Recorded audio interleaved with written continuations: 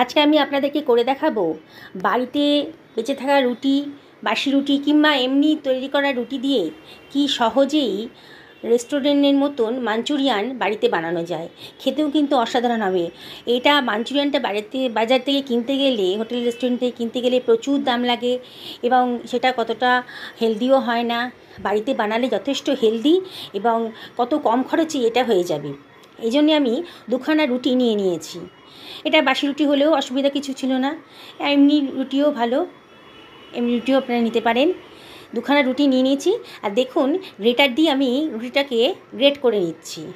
আমি দুখানা রুটি গ্রেট করা হয়ে গেছে আমার, দেখুন কিরকম পাউডার ফর্মে এসছে রুটিটা।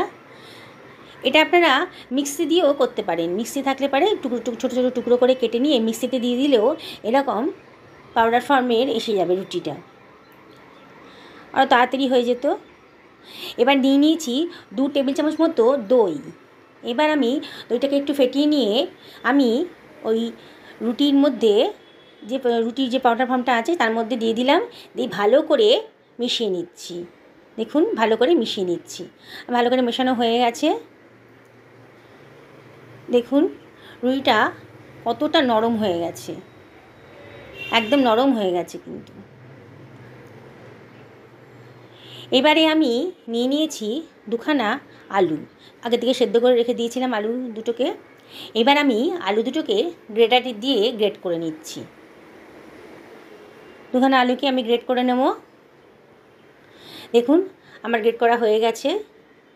এবার আমি আলুটাকে ওর মধ্যে বাটির মধ্যে দিয়ে দিলাম,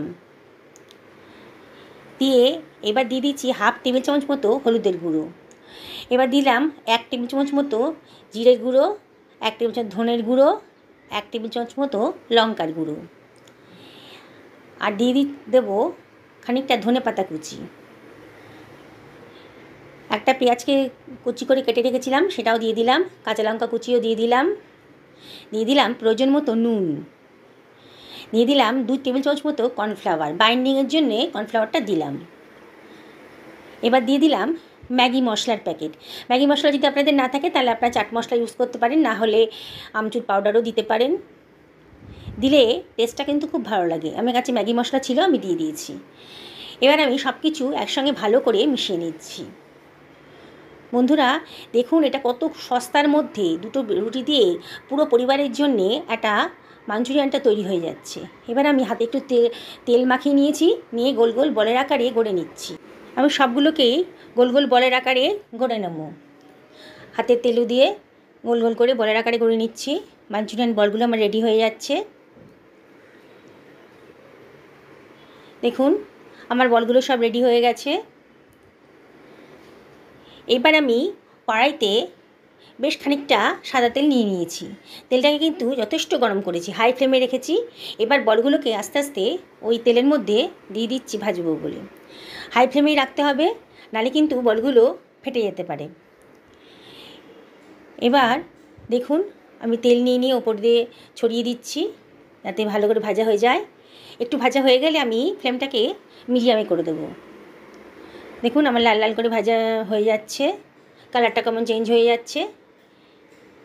এখন কিন্তু আমি ফ্লেমটাকে মিডিয়ামে রেখেছি যাতে ভালো করে ভাজা এপিট ওপিট করে নাড়িয়ে নিচ্ছি, যাতে ভালো করে ভাজাটা আমার হয়ে যায়।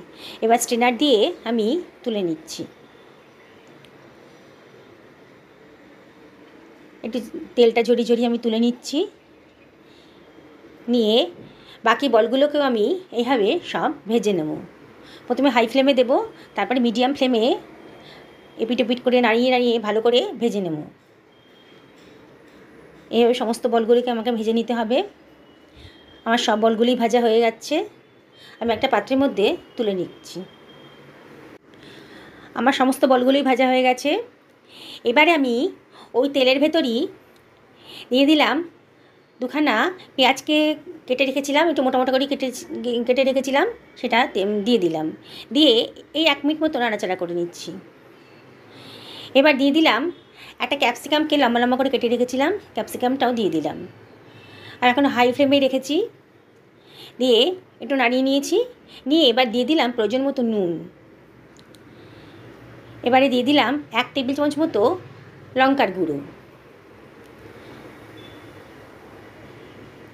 এবারে দিয়ে দিলাম 1 টেবিল চামচ মতো ভিনিগার, আর দিয়ে দিলাম 2 টেবিল চামচ মতো সোয়া সস দিয়ে আবার আমি ভালো করে নাড়াচাড়া করে নিচ্ছি।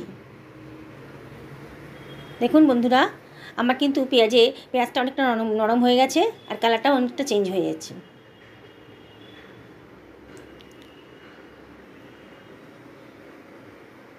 খুব বেশি ভাজবো না। এবার আমি 1 টেবিল চামচ মতো কর্নফ্লাওয়ার নিয়েছি একটা বাটিতে, নিয়ে এবার একটু জল দিয়ে ভালো করে কর্নফ্লাওয়ারটা গুলে নেব, যাতে কোনো লাম্পস না থাকে। আমি ভালো করে কর্নফ্লাওয়ারটা গুলে নিচ্ছি।